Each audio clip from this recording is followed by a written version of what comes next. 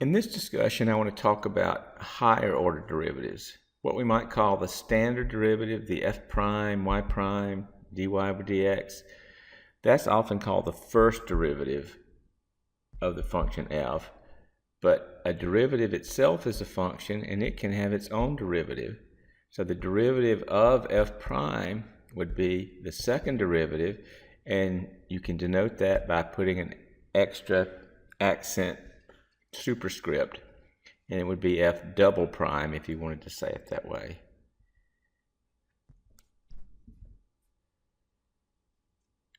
So again, to summarize, the derivative of the derivative is the second derivative. d dx of f prime of x, that means the derivative of the first derivative, is f double prime of x. Similarly, you can take the derivative of the second derivative, and that would be the third derivative, and you can denote that with a third tick mark or third accent symbol, and you could say that as f triple prime. So the derivative of the second derivative is the third derivative. And you can keep going on and on and on and get higher order derivatives beyond the third even. Although we've been computing derivatives for a while now, doing these higher order derivatives sort of kicks us into a higher gear where we're just computing one right after the other. So it might be a good time to talk about some of the things, usually algebraic things, that you can do to make your work easier. The first suggestion I would have is to look at the function before you jump right in and see if maybe there's something you can do the expression algebraically to make it easier to differentiate. So for example, if you had the function f of x is given here, it's a fraction. You think, well, okay, I'll use the quotient rule. Quotient rule will work, but it's probably better to do something else. And my suggestion would be to use negative exponents so that you could just do the power rule. So that x to the third in the denominator can be thought of as a negative exponent in the numerator. So you could take it and write it as negative 2/25 times x to the minus third. Those kind of simplifications are going to show up quite frequently in this course, so please go back and look at the algebra that you need to know to do well in this course. I've encouraged you several times to go back to the preliminary algebra skills video. If you haven't done that, please go back and do it and take it seriously and handle any deficiencies that you have early on. In any case, at this point, we can take the derivative by the power rule, multiplying the minus 3 times the minus 2/25 and reducing the minus 3 to a minus 4, and we end up with 6/25 times x to the fourth. Now we want a second derivative, so we apply the power rule again, minus 4 times 6/25, and then reduce the minus 4 by one more and get to minus 5, and you end up with negative 24/25 x to the minus 5. Now I think this is by far the most efficient way to solve this problem. So again, a suggestion is look at the problem before you get started with the calculus and see if there's some algebra you can do to the original function to make the calculus easier. Another example of this, if I've got f of x equal 4 times the square root of x minus 6 and I want to find the second derivative, I know from previous work that I've got to change that square root to 1/2 power in order to use the, in this case, general power rule. And again, we're going to have to do these sorts of things, so make sure you can do them without having to take a long time and you understand what you're doing, and you can just go through them almost in an automated fashion. In any case, now we can use the general power rule. We take the 1/2 times the 4, write the base down, reduce the power by 1, and then we multiply by the derivative of the inside. Now in this case, the inside is just x minus 6, whose derivative is 1. So you could have gotten away with ignoring that, but if that derivative of the base were anything but 1, you would be wrong if you ignored it. So just go ahead and get in the habit of taking the derivative of the base. It's just a matter of course. And of course, when you simplify that, 1/2 of 4 is 2, and 1/2 minus 1 is minus 1/2. That's the first derivative. Now we're ready to take the second derivative. You can use the general power rule again. So you take the minus 1/2 times the 2, reduce the minus 1/2 by another 1, multiply by the derivative of the base, which is 1. Minus a half times 2 is just minus 1, or you can just put a minus sign there. And minus 1/2 minus 1 is minus 3/2. So again, rewriting before you jump into the calculus is useful. How about this one? F of x is 4x times the cube root of x. And we want to find the second derivative. Well, you know when you see that cube root of x, you're going to have to change it using fractional exponents to a 1/3 power. And also remember that an x is an understood 1, that's x to the first. So you're really taking x to the first times x to the 1/3. And remember, when you multiply with like bases, you have to add the exponents. 1 plus 1/3 is the same as 3/3 plus 1/3, which is 4/3. So you end up with 4 times x to the 4/3. Now remember, this is just the algebra. We've not done any calculus, so we still have to take the first derivative. And another reminder that doing these little algebraic things happens all the time. So again, I'm encouraging you to take care of any issues you have with that sort of thing. But back to the problem, we're going to take the first derivative now. 4/3 times 4, reduce the 4/3 by 1. 4/3 times 4 is 16/3, and 4/3 minus 1 is 1/3. So you get 16/3 x to the 1/3. But that's just the first derivative. Now we've got to take the second derivative, where you can use the power rule again.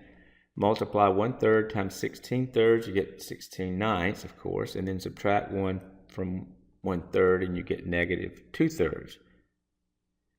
Second suggestion I have, it has to do with using WebAssign itself. WebAssign doesn't require you to put your answers in completely simplified form in order to get a correct answer. You might say, well, that's good for students, and it might be, but sometimes if you try to type in an answer that's too complex, you'll make mistakes in typing and get it wrong because of that. So you have to be careful, and you have to weigh yourself against the mistakes you typically make and see if it's worth simplifying further, even though WebAssign doesn't require you to. For example, if you had the function f of x equals 3 times the quantity x squared plus 2x raised to the third, and you want to find the second derivative, obviously you're going to start off with the general power rule, which tells you to multiply the 3 times the 3, drop the 3 to a 2 in the exponent, and then come back and multiply by the derivative of the base, which is 2x plus 2. Now the 3 times the 3 gives you 9, and you've got a fairly simplified expression here for the first derivative. But remember, we're looking for the second derivative. So now it's a product rule problem. You can group however you like, but when I use the product rule in this problem, I think I would group the 9 with the x squared plus 2x quantity squared, and let that be the u in the product rule, and then the other factor would be the v.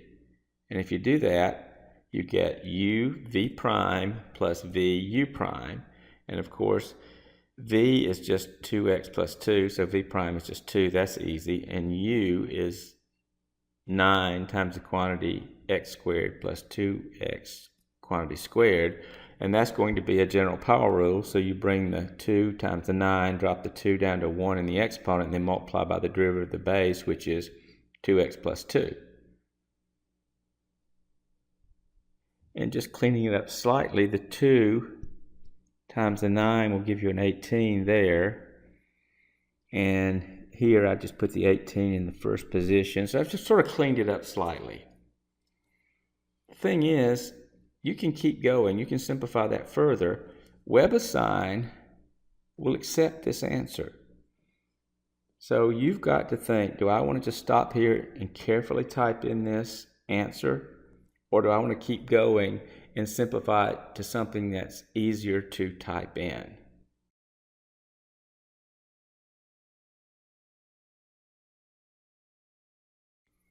A third suggestion I have is also related to simplification, but it has nothing to do with what WebAssign accepts. Sometimes you're going to get to an intermediate step where you simply have to simplify the algebra further before you can go forward to get the final answer. So whereas suggestion 2 is something you could either choose to do or not to do, suggestion 3 is for things where as you start working a problem, you get to the point where you'll say to yourself, I'll never get to the final answer without simplifying this intermediate result.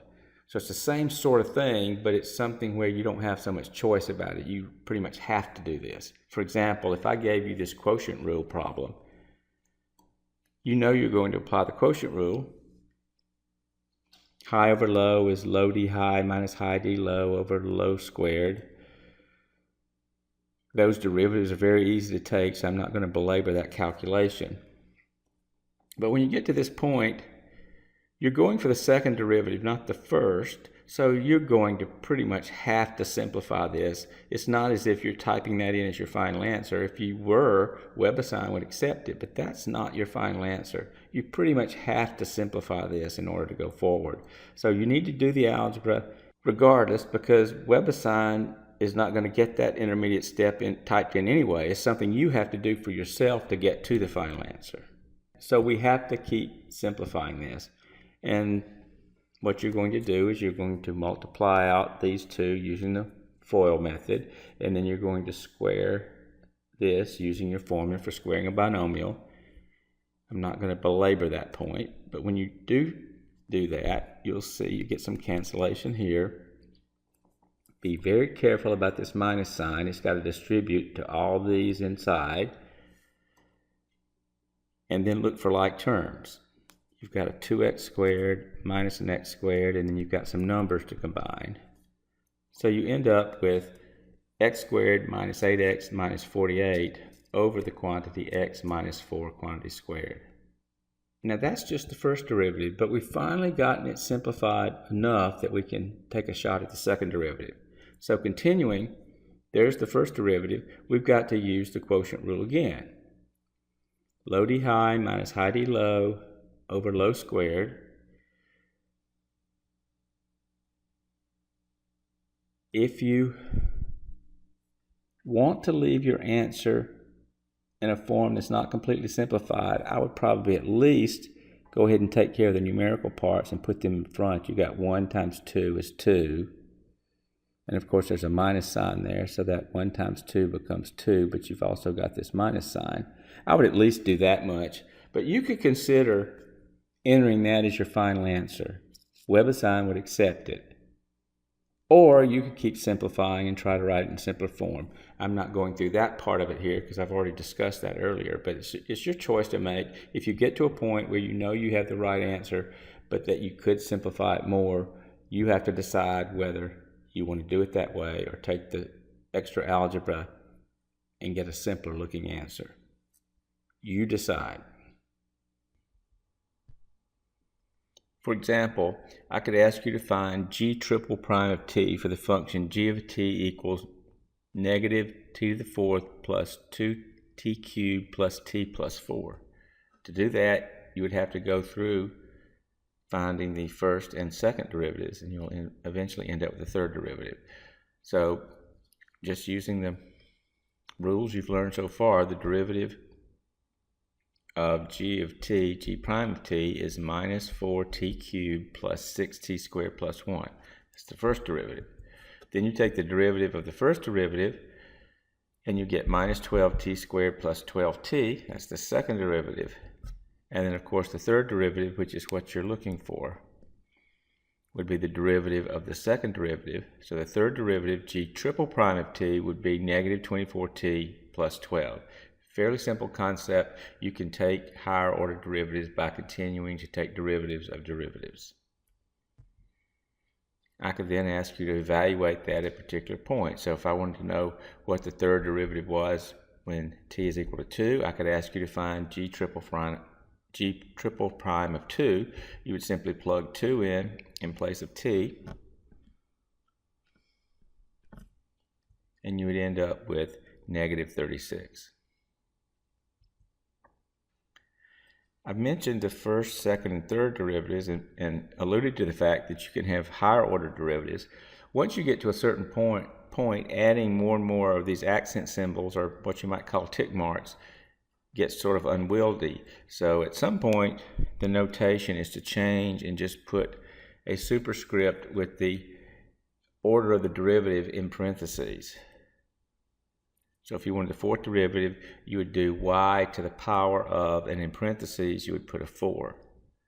If you wanted the fifth derivative, it would be y to the power of 5 in parentheses. And in general, the nth derivative would be y to the power of n in parentheses.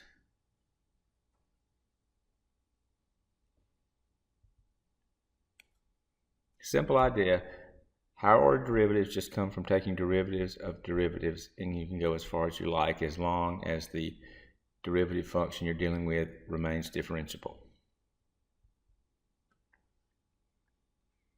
With polynomials, you don't always take derivatives of polynomials, but if you are dealing with polynomials, you'll notice that the degree of the derivative goes down by 1 each time. If you start out with a fourth power, the first derivative will be a third power, the next derivative will be a second power, the next derivative will be a first power, the next derivative will just be a constant, and on and on. Actually, after that, the derivative will be 0. Until you get down to 0, the powers keep going down by 1 if you're taking the derivative of a polynomial function. Let's look at this one. If the second derivative of a function is 2 over x cubed, find the fourth derivative. Remember, when you get past a couple of tick marks, you typically just start using the numerical value in parentheses to indicate how many tick marks there are. So you're given a second derivative and you ask for the fourth derivative. So you're going from second to fourth. That means you've got to go through and get the third derivative before you can get to the fourth derivative. So the first thing I want to do is the same thing we've done several times now, is use negative exponents to write this as 2x to the minus 3. And remember, that's just a rewriting of the second derivative. We haven't done any calculus yet. That's just a rewriting of the second derivative. Now we can find the third derivative using the power rule. So you get minus 6x to the minus 4. And remember, we're going for the fourth derivative, so we use the power rule again, and you get 24x to the minus 5. How about this one? If f of x is equal to the quantity 2x squared plus 1 all cubed, find the second derivative evaluated at 2. In other words, find f double prime evaluated at 2. In order to do that, we've got to find the second derivative. In order to find the second derivative, we have to find the first derivative. So the first derivative by the power rule, and again, remember, that's an understood 1, so you multiply the coefficient by the exponent, so you get 3. General power rule says then you write the base down. That's like the u. You write the u down. You decrease the power by 1, making that a minus 2. But then you have to come back and multiply by the derivative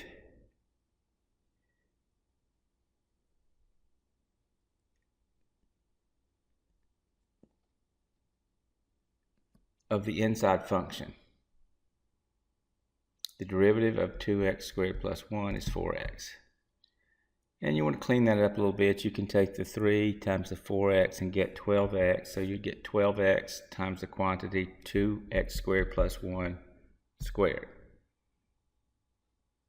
That's the first derivative. But remember, we're looking for f double prime, so we've got to take the derivative of the derivative. At this point, you have to notice that the derivative, the first derivative, is going to be a product rule. So you've got a function u, which is like the 12x, times a function v, which is the rest of it. Product rule. Remember, the product rule says take first factor times the derivative of the second one, plus the second factor times the derivative of the first. Hope that's second nature by now. So using the product rule, you take the first factor, which is the u, which is 12x, you multiply it by the derivative of the second factor. The second factor is a function to a power, so that's going to be the general power rule.